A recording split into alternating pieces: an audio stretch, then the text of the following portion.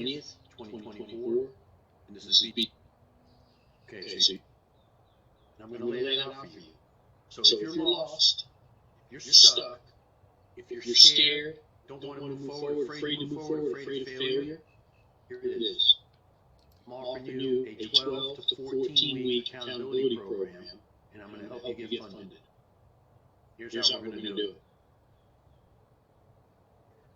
I want you to follow this next couple of slides. I'm going to walk through each point. And if you do this stuff, I'll be shocked if you can't get funded. If you legitimately put the work in, I'll be shocked if you don't get funded. All right? What I want you to do is each week, I want you to wrap it up. And on Saturday, Sunday, or Monday, send me your progress. We'll see where we're at. Okay. So week one, which is going to be this coming Monday, right? Even though you're still in March, you're going to borrow the time from March and create a 13, 14-week layout. Okay? First thing you got to do for the week, stop everything you're doing. Not another thing. Start marking the charts. Every day, ongoing in the pairs that you're trading, go back to the previous week and do it. So what do I mean? Okay, so at the end of week one, go back in all of week one from Monday to Friday. Go back in GU, mark up every iteration of your signature trade that occurred in GU. And start to notice some things that are happening. Look for variations on the theme, the way the dealers hit certain levels and reject off of them, penetrate them, retest them, flip them, that kind of stuff. Week two, after starting to get some of these markups, I want you to do flashcards. Wait a minute, Steve, a chart markup is a flashcard. No, it's not. There's a difference. Some people in the group, relatively new, not people who've been around, have been sending me markups and calling them flashcards. And that's not correct. A flashcard halts at the point of attack. A chart markup is a marking of the whole thing running out, what it looked like, how the trade completed. A flashcard is this. You have Asian range. Right, I got to hit each side so it expands the box, right? Then you get three pushes into the high, right? Let's say you're looking for some kind of close below, retest, and sell, right? Okay. If this is your setup, right? Three hits to the high, pulls back, gives you a 1-2, your entry point would be right there, right? Either on a market order or a limit order in the high side of the box, right? You would rebox this in, that kind of stuff. Okay. So now, I don't give a shit about what happens after here. This is blank. You black this out on the chart, white it out, whatever you want to do. Gone. I don't want to see it. This is what I need you to do.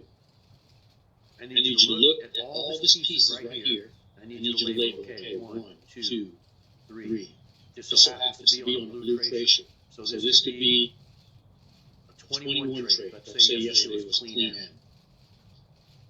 So now you have the blue tracer, and pins it, comes back below. Right? Maybe you get an inverted hammer on a single leg. You have moving average, maybe you have the 4-hour blueberry up here. You have mayonnaise start to turn over and water coming through here. Okay. You're looking for all the pieces that create confluence for you to pull the trigger. At the point of attack. Point of attack, right where you get in, right here. That's the only piece you care about, everything to the left. I don't care what happens here. This is irrelevant. This is a probable area on the chart. It's not necessary. You need to have a defined risk and a clearly defined entry point of attack. That's a flashcard. Now, why? Because when you're sitting in front of that screen, and this is developing, and you don't have the luxury of knowing that it's going to do this yet, this is where people get scared, chicken out, and don't pull the trigger. However, I've done thousands of these, by the way. Cars done thousands of these. Jim has done probably millions of these. See, he downloads the WSM every week. I think he passed me a car like 20 years ago. Okay. The point of attack where the trade needs to be executed, You need to put all your confluences in one place, and you need to see them clearly. And the only way to do this is that when you're under duress, you pull the trigger by going back in history and making them. Does that make sense? Right? Courage is built backwards. Remember I tell you the story all the time. I rappelled down a 30-floor building in downtown Tampa when I was training for the SRT team. Scary as shit. I'm alive, and I did it, and it made me stronger as a person inside. This is going to make you stronger as a trader inside, and it's going to give you courage because it's built in reverse. You do this to get the courage to go forward. So a flashcard is everything boiled down to the 5 minutes when you have to pull the trigger. And you have to realize all the nuances, right? Let's say the open was up here too. Some crazy thing, it opened and spiked down and started creating the Asian range. Or gap down. So you have all your confluences lining up, and you're getting that rejection you want, and then you're looking for the first pullback after the trend reversal, if this happens to be your trade. And how do you handle that? You get in on a close below the box, a rejection, you get in on a hammer, spinning top, you get in on a micro formation, double top, double pins. What is your trigger? Hammer. Okay, that's your trigger. You get that moving average, cupping a hammer, boom, you're in on the next open. I promise you, if you make enough iterations of this chart, your courage will increase tenfold, and your fear pulling the trigger, and if the trade will work out. Because look, let's say you go through these, and you notice that, man, if I have price trading below the moving average, a blue tracer on the screen, and I get 3 pushes into the high, whether it's an M or an A frame, man, that trade works out like 80% of the time. So what are you shooting for in this? You're shooting for a scratch or better. You're looking for this area to offer you a scratch or better. What does that mean?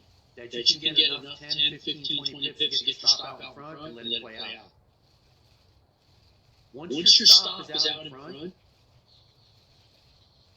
you should alleviate all the anxiety and fear. Now, if you're trying to play all the way to the end of the day, you have to be cognizant of other things. That's where the chart markers come into play. You notice that every time you get this secondary entry, or this primary entry off the A-frame or the M, right, into level 2, it makes a clean pullback all the way in here, or somewhere in this area. So you know that that's going to cost you the entire trade. So then you start tapering where you take the profit, tailoring it to work for this trade. It's simple, but not everybody's doing it correctly. So the difference again, a chart markup is the entire chart and all the possible entries and nuances to the ongoing cycle for the day. A flashcard is simply everything leading into the entry of your trade. Your signature trade or something that you pull the trigger on. You can have a really good solid signature trade with some variations on the theme. Maybe you say, okay, I noticed that every time if I get 3 confluences, it's 90% good.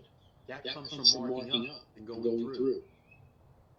But you have to mark exactly what happens at the point of attack to give you a solid entry. That's what you have to do in week 2. Now, when week 2 starts and you start working on these flashcards, you should develop yourself a solid signature trade. If it's cars bounce trade, right? And that's fine. If you want to do a 30-minute bounce trade, what would be the nuances, right? You're looking for the moving average. I can tell you right off the top of my head that after the anchor's formed, it's usually the first touch back to the average. The difference is, what's the overall trend on the higher time frames telling you? And what happens right here at the point of attack? Do you get a secondary M? Do you get consolidation on the moving average? Do you get immediate rejection with a hammer bar or a railroad track? That's the little nuance differences that you have to see. You could say, I noticed when they consolidate on the moving average, they run the stops and then drop. So they're going to get me. So if I get consolidation here, I don't want to take it. But I notice when they throw an inverted hammer right on the moving average, it's lights out. I notice when they throw railroad tracks right on the average, it's lights out, game over. That's what a flashcard will do for you.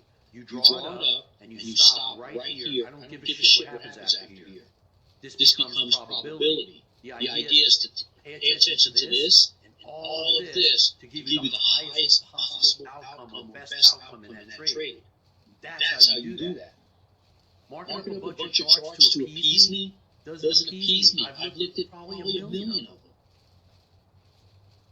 I get people sending me chart markups all the time. I haven't gotten a lot of good flashcards, and it makes me think that they're not being done. So if you're missing this little nuance between a chart markup and a flashcard, I'm challenging you over the next 12 weeks to start doing it. All right? So where are we at? Gotta go back. Sorry. Okay, we're here. Let me erase the ink. So week one, you start with your markups, and you do them every week, every Saturday, or every Friday night. Jim does this on Saturday. You go back and you go, okay, let me go back and see what you did all week. Let me see what Euro did all week. Mark those up and map them out. Then you go down here and you go, okay, I had 3 Euro trades that paid out big. Let me go back and mark those 3 Euro trades, and let me notice all the little nuances that were there at the point of attack that made that trade successful. Then you look at the higher time frame, the 1 hour. Well, the 15 and 200 were above price, so when it went into that level, trend was down, I shorted it, man, it worked out. I noticed that it was coming off of a 21 or a 22 trade with a blue tracer. I noticed that moving averages were stacked, perfect order moving averages. Right, I had the 4 hour above, the 1 hour above, and the watermark was above, and I got a nice setup right there. Those are the things that make the difference. I noticed that they ran the stops before they came back down, and they ran the stops above the blue tracer. Write those on the card to give you the confidence to take those trades. Right? They shifted the zone. How about they shifted the zone above the blue tracer, came back below, and they made a micro M, and exploded to the downside for 120 pips. Those are the things you want to know. Keep this ongoing. And then I want you to start the high-low drill. How do you do the high-low drill? The high-low drill is an amazing drill, but very few people are willing to do it. Take time and they don't understand it. Take a week or two, whenever you can. And by the way, you can't do this in market replay. It's a mortal sin to do it in market replay. Here's why. Each pair has its own timings and rhythms and how the bars are formed. If you play it on market replay at 3 times speed or 2 times speed, every candle prints at the same speed, and it does you zero good getting the nuances or getting the rhythm of the pair, how it hits the high and extends the high, and how many pips it extends the high or low. This is something that you can only do in real time and during market hours. So instead of demo trading and screwing around, screw around with this. So here's what you're trying to do.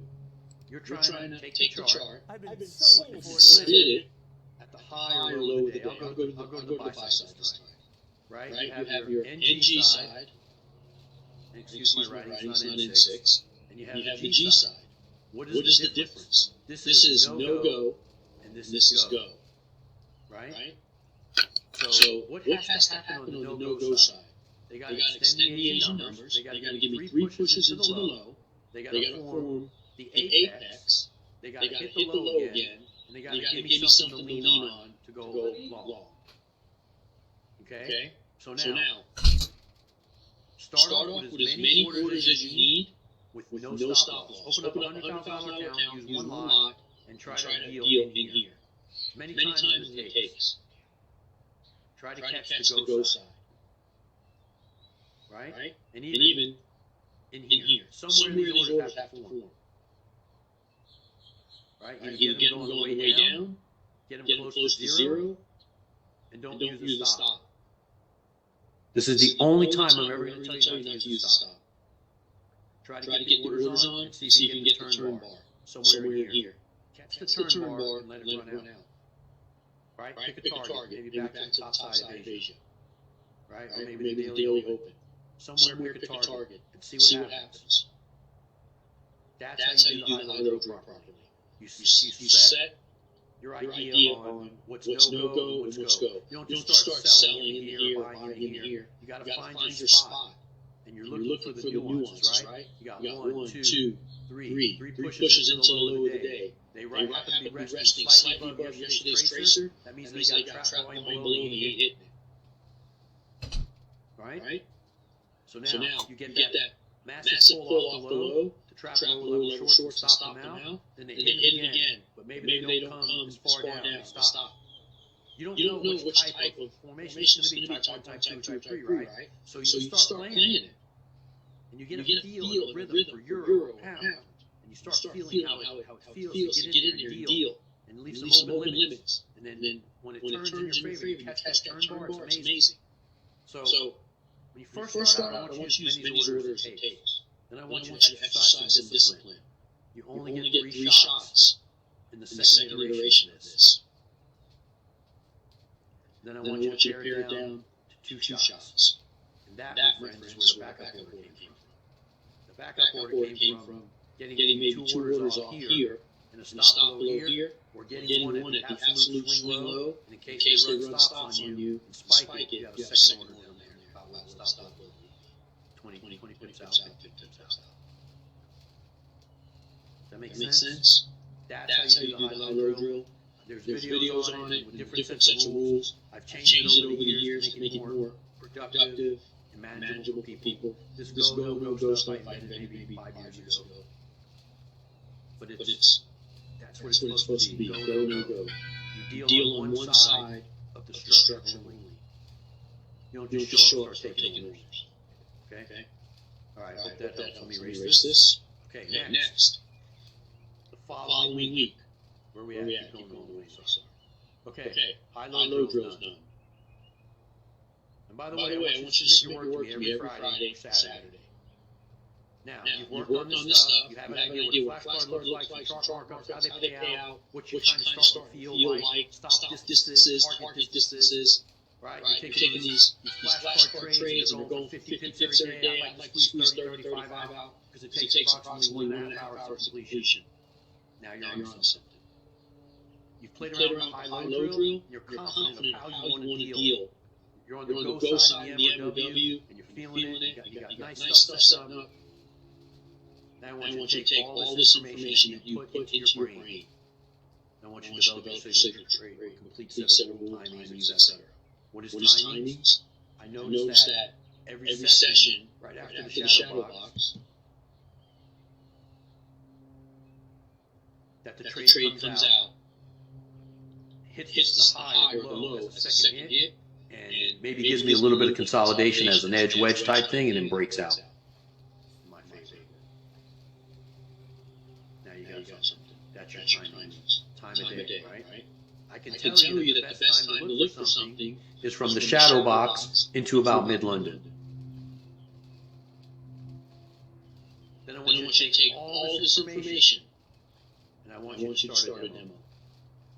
I want you to demo like you're getting ready to qualify for a prop firm. Right? This information is going to get you qualified and paid in 12 to 14 weeks.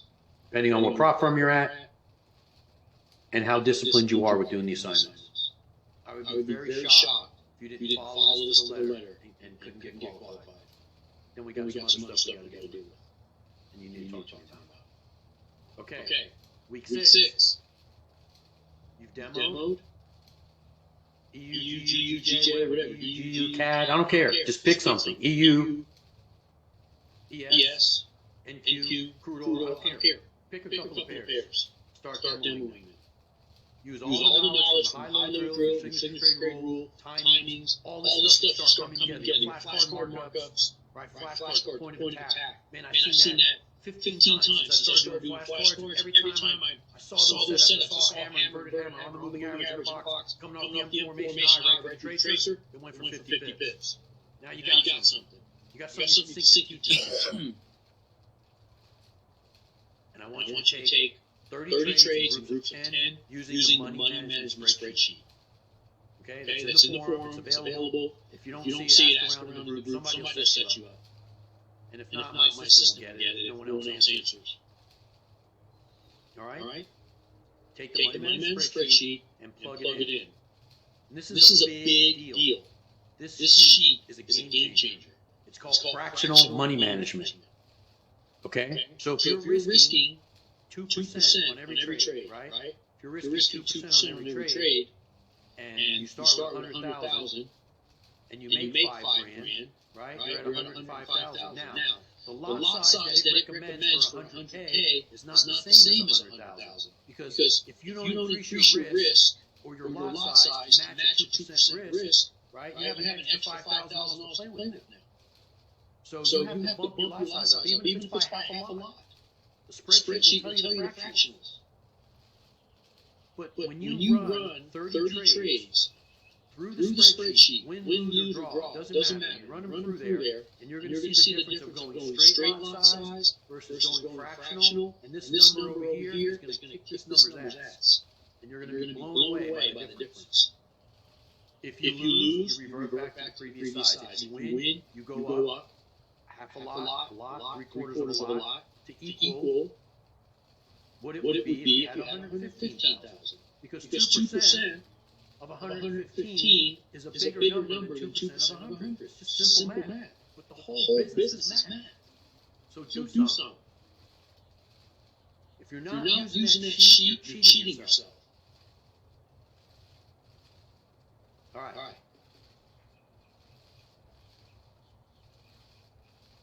Next.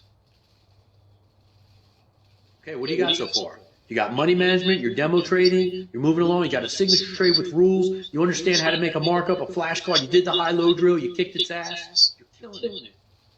Now, after you get your money management spreadsheet out, you start looking at the numbers, and you notice that you're using a 15 pip stop with a 30 pip limit, 2 to 1, okay.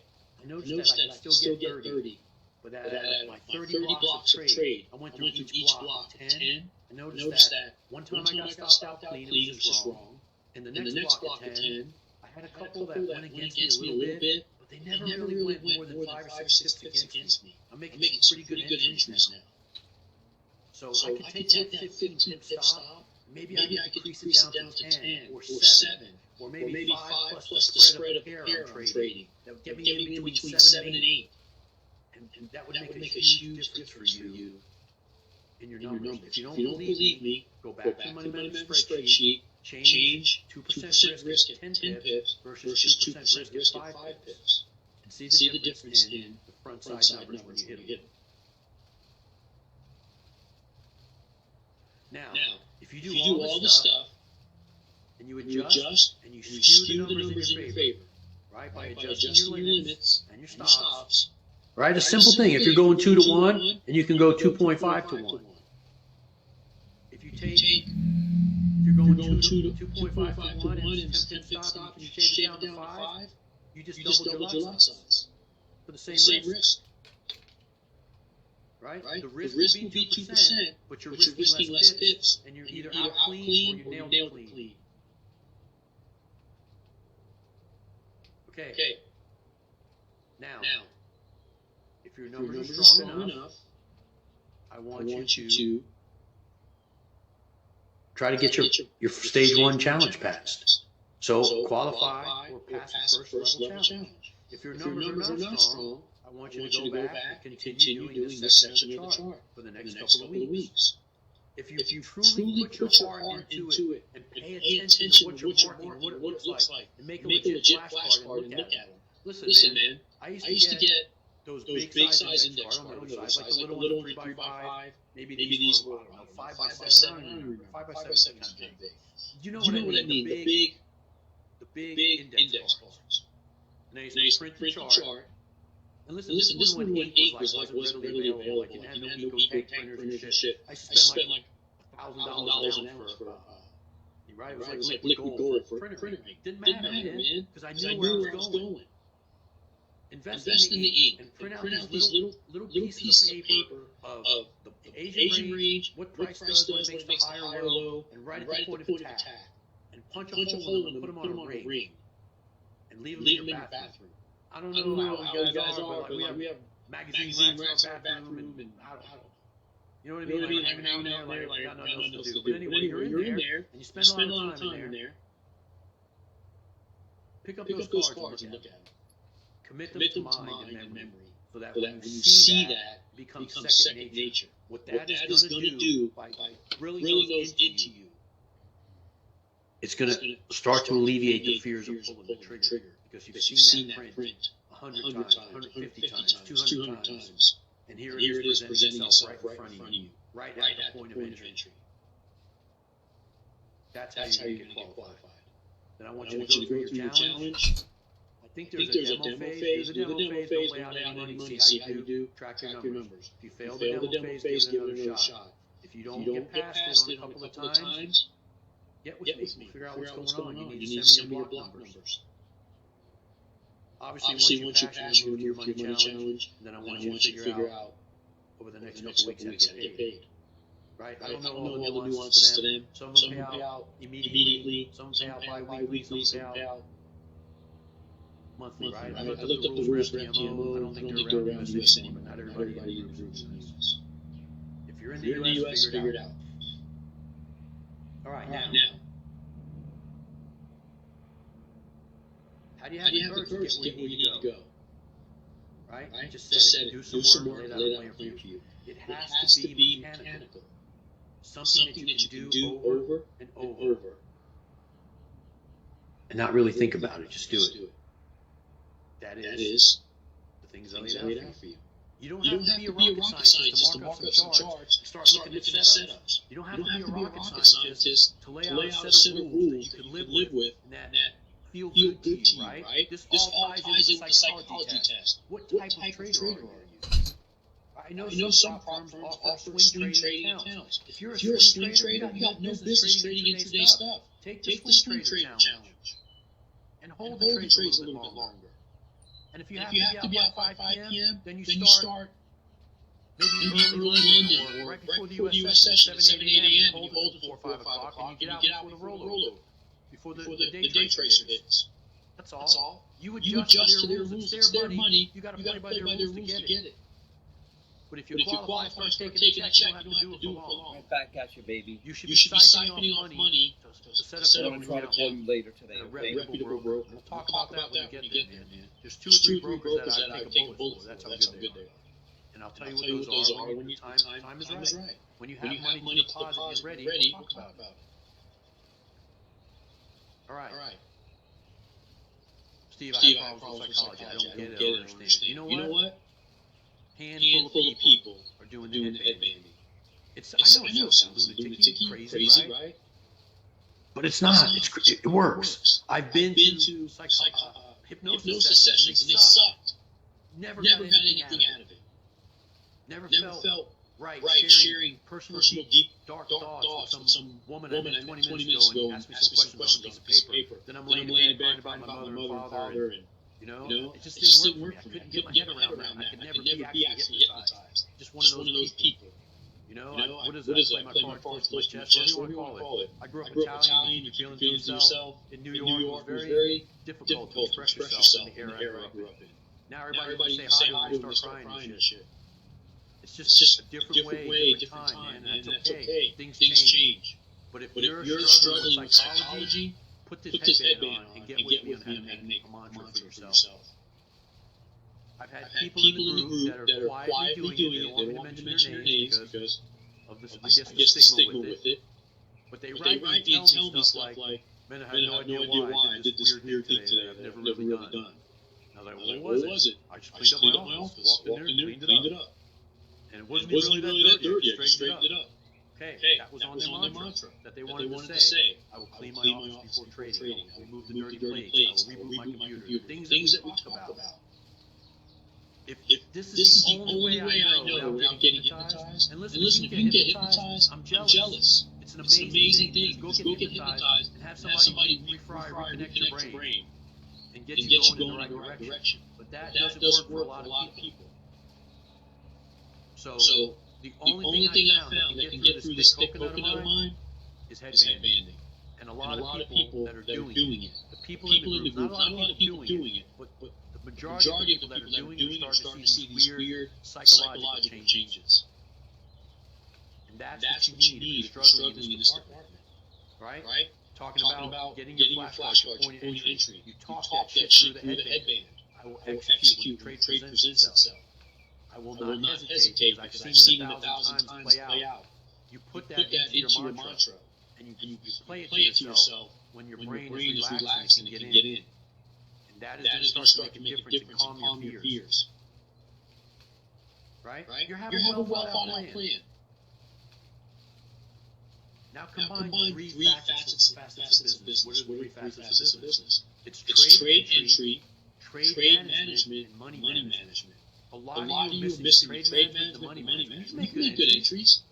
Trade management, what does that mean? Man, you get up 6-7 pips and you move to break even.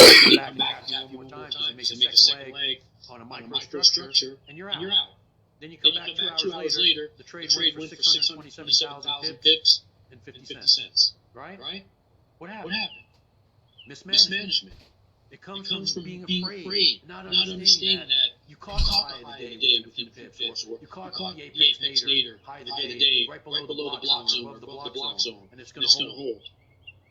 You move to break even too early. Money management, it's all spreadsheet, man. If you take 2 blocks of 30 trades and put one in the spreadsheet and one not, the difference will be significant, and you will never go back to trading fixed lots again.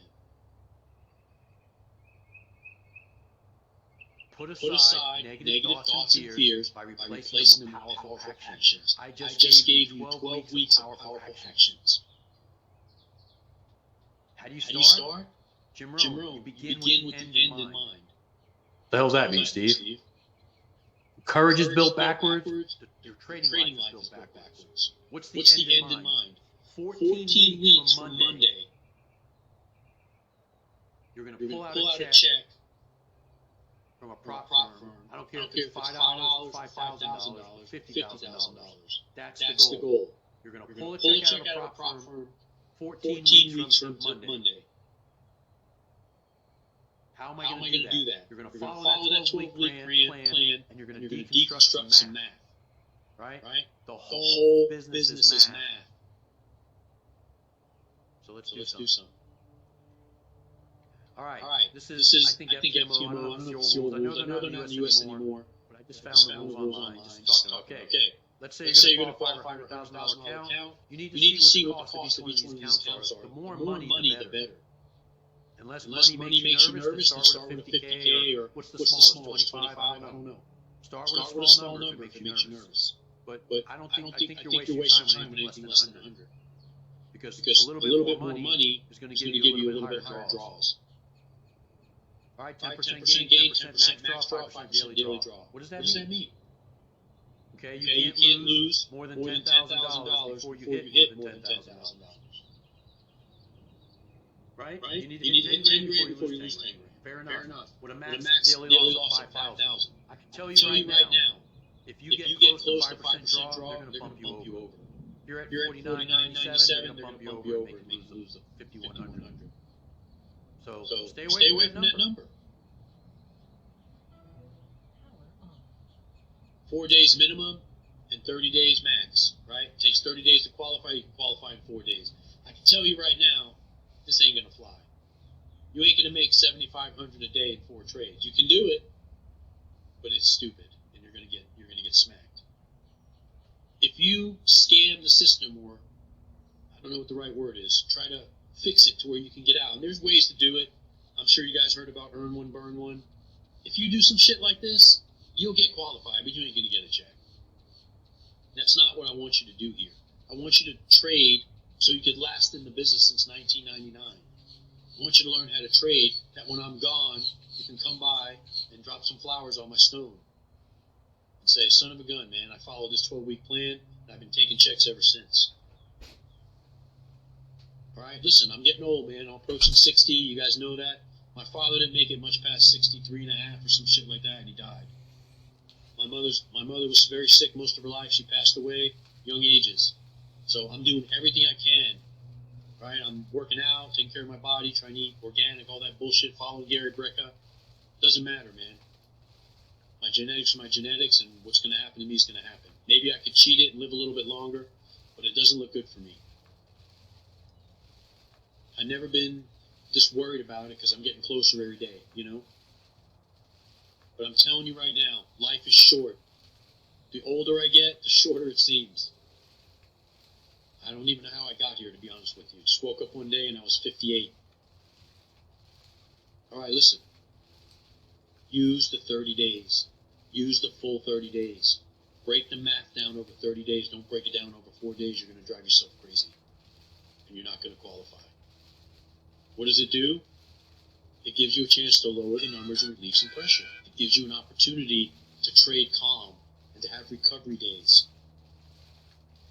All right, so I already went over this, 10, 10, and 5, 30-day limit. That's what we're looking at numbers-wise. Okay, so now, how many available trading days are there in a month?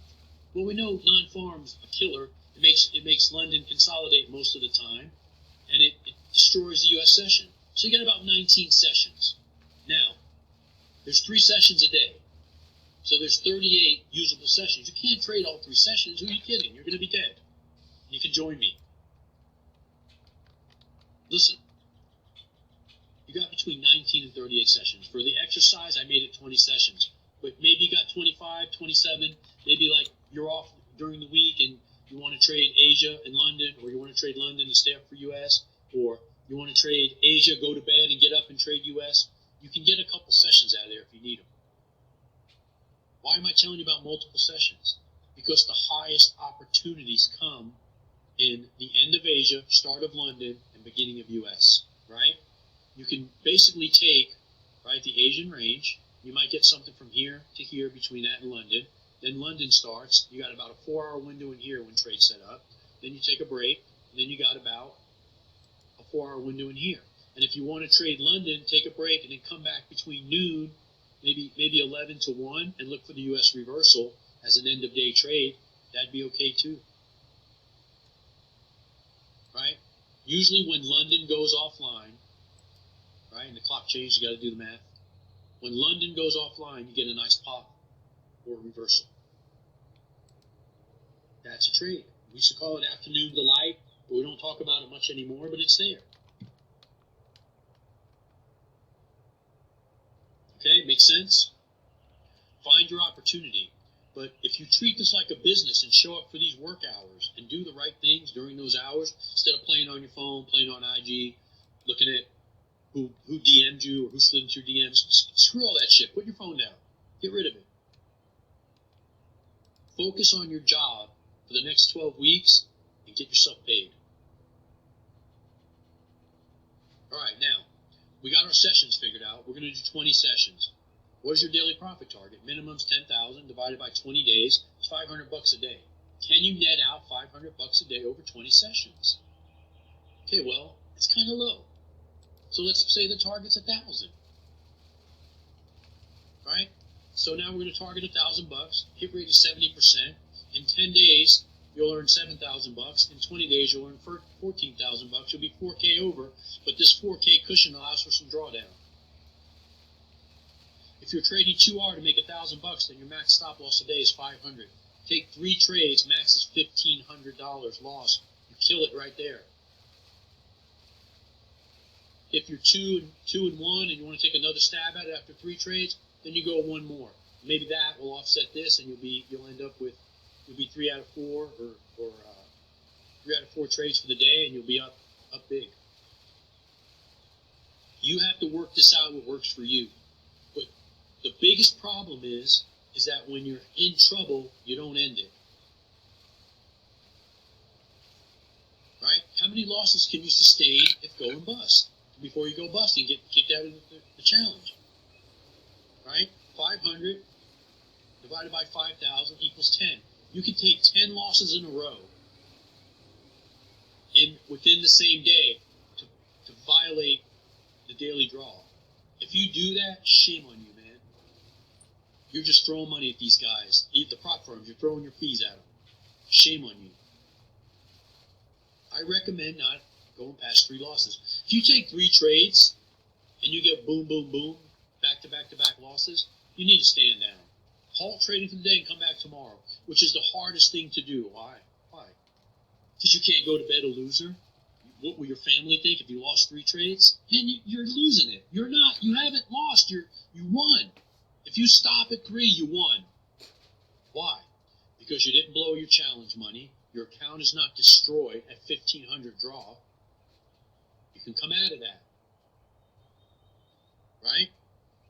If you're taking $1,000 in a trade and a half, you'll be out of that. Yes?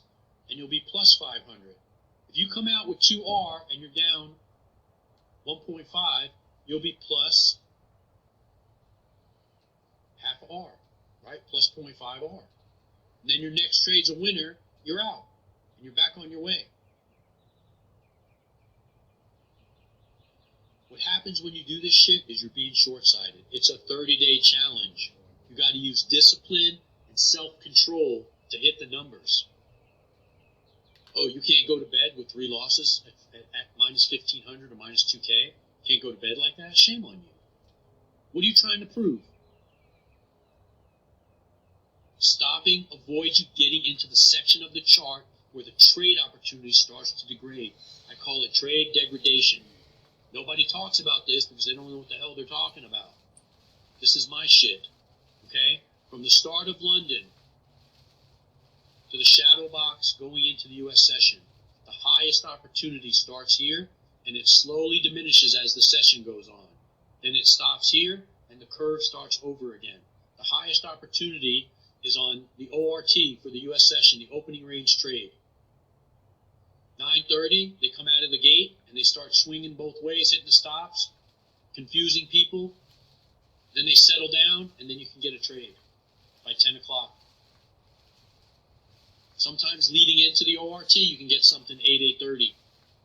A nice W formation into consolidation.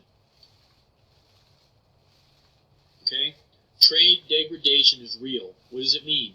It means that you have an M formation, you chase it, you get stopped out. You have another formation, you chase it, you get stopped out. You have another formation, chase it, get stopped out. Halfway through the session, this is over now. The trade's degraded. There's no opportunity here. You might get consolidation going into the U.S. session, which happens after a run. Or you can get 2 pushes and you screwed up, and now you're in consolidation. So what are you going to do? Now what's going to happen? If you made level 2 coming out of the opening range over here, they're probably going to consolidate and go back, pull back to 50% of the range. That's counting stuff. And if you're not up on that, you need to work on that. It's part of your 12-week plan. But what happens is, as the opportunity lessens, you become more and more angry because you're failing and you keep taking shitty trades in a shitty market and you blow yourself out. There's a lot of guys that are doing this, and I'm not picking on any one of you. And there's a couple people I can call their name right now, and they cannot control their emotions, and they get angry when they lose. One of the other biggest problems that I've seen that drives me crazy, and there's a handful of guys doing it, and they tell me about it, and they know they're doing it, and for some crazy reason they can't stop themselves, is that they get in a trade, they make a damn near perfect entry, 2 or 3 pips off the high swing. They take that trade, and they're supposed to get out at plus 30, and they lift their limit. And they go, man, I got such a really good entry today. I got him right here, Steve. Look at my string. And they go, when it came to 30, I was like, screw that. This is a winner. I'm going to take it. They lift their limit, and they go like this. And they come back, and I swear to God, they show me the red arrow and the blue arrow right there. And I was like, what the hell happened to you? Well, I thought I nailed the high of the day, but I only got 30 pips because then level 2 pullback came in, but they pulled back even, right? So what would it be, the 8-9 extension or whatever bullshit, right? And they gave it all back, man. That's why I'm talking about trade management. You will do more damage to these guys as a trader by taking a fixed number of pips and using fractional money management. That is more powerful than catching one home run trade. You're not trying to catch one home run. You're trying to catch a single every day, base hit. And if you're a baseball player, you're just trying to catch, you understand, you're just trying to get on base. You're trying to get on base so you can get in scoring position. Does that make sense? You're going to do more damage with discipline, money management, and trade management than you'll ever do hitting a home run, because you ain't going to hit a home run every day. And I promise you, I've got more of these emails than I care to talk about. And it's the same group of people. And that comes from can't stand the lose mentality, can't control themselves, lack of discipline, short-sightedness, all those things. Remember, the business is skewed against you from the beginning. The hours are crazy. You can't sleep well unless you live in London, trade London, or you live in U.S. and trade U.S., and you don't have to have a job and work. It's very difficult to get past this stuff. Don't throw shit at them for free because you don't have any self-discipline. Right here. These guys are counting on you not having any self-discipline or self-control. The best setups are at the beginning and end of beginning and going in the end into the next session. So like coming out of Asia, going into London, you get a window right before the blue box where they might start setting up and then they continue through London. Right? Or they double top, right? They might double top in Asia, hit the first top and hit the second top in the Brinks box. That would be your Brinks trade. And give you the perfect opportunity. So how do you combat this? You trade the first 2 to 4 hours of each session. If you want to trade Asia starts at 8:30 now. You look for 2 to 4 hours, try to get something, remove the blue box, don't let it confuse you. You are the blue box. Just see what it's doing. There's pairs that move during Asia. Just doesn't work for me. I got kids and usually having dinner, hanging out, trying to spend time with them, or on Wednesday nights I'm doing the DMR. So figure out how to make all this fit for yourself and use some common sense. It's easy, right? If you're in a mess, right? Famous saying, if you find yourself in a hole, stop digging. If you're down 3 trades, call it. Stop digging, man. Why do you got to take 5, 6, 7 more trades to try to dig yourself out? You're getting into degradation. There's no more opportunity. The opportunity that you saw is gone. You're going to get lucky and dig out of it sometimes, 100%. You're going to nail it, and you're going to be like, okay, well, it worked today. I got out of it. But I can promise you as a whole, for the years and years and years, the trades degrade later in the session. The opportunity degrades. And I don't know what the rules are for news trading on these firms. Some allow it, some don't. Keep an eye on your news. And if you got news releases and stuff, add a session at a different time. If you know that there's going to be, you don't trade U.S. session, but there's news for London, then maybe you skip London and you take something in the U.S. You got to work those nuances out. You need to allow yourself 20 sessions and average $1,000 a day. That's 20 grand. You've way surpassed the qualifying number.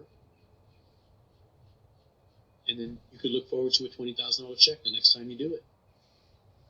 Right? And you could have a 60-70% win rate. If you're trading 2 to 3R, you'll still qualify.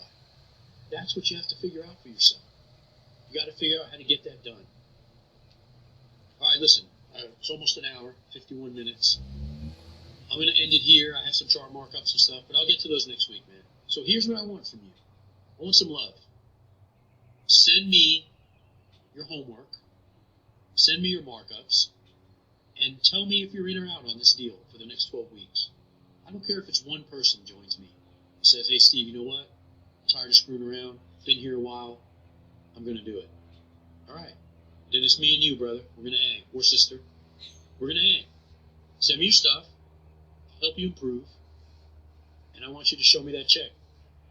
That's all I want. I want you to send me a picture of it. All right? I promise I won't cash it. I'll try to cash it. All right, man. Listen. Take me up on this. This is the real deal. Spent a lot of time thinking about this for you guys over the last few weeks, how I can put a plan of action. The biggest thing that I've been finding is that you guys can see this stuff, but you're afraid. And I don't know how to fix this. This is the only way I know. Right? Courage is built backwards. You do the action, you become brave, and you do it again. That's the only way. I've been through a lot of stuff on the fire department where it took a lot of courage. But the thing is, I was scared to death when I was doing it, man. But I made it. Had a really good career. I enjoyed the heck out of it. This business was just more lucrative for me, so I had to leave. It didn't make sense for me to stay. I was risking my life for a fraction of the money. That's why I left. But I loved it, and it did a lot for me. You have no idea how powerful it feels to know that if anything happens to my kids or something goes down in my house, I can handle it. I can save their life, man. I don't know if you guys know, but I saved my mother's life when she was older. and I gave her 4 more years of life. It's a story for another day, I guess. But my mother had a heart attack in a doctor's office, and they were standing around, their thumbs up their ass, and I brought my mother back to life. There's more to the story. I'll tell you about it one day, the whole thing, maybe next week. All right, man. I won't waste your time. Take me up on this. Listen, I want to see some success. I don't care if it's one person. I'm going to drag you, and you're going to get a check. All right. Love you guys. Thanks for your time. Appreciate you. Sorry about this whole recording thing. Good night.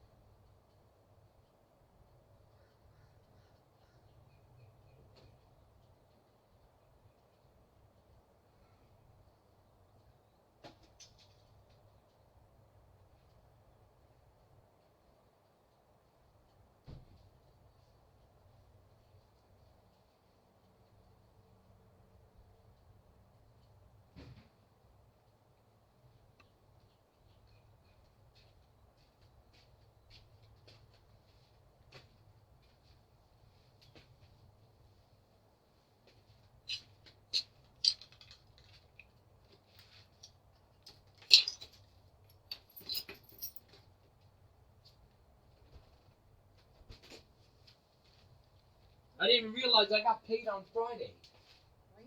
$1,442. Please tell me that you have the new card I gave you. The new time card I got. I made a copy of it and I gave you the time.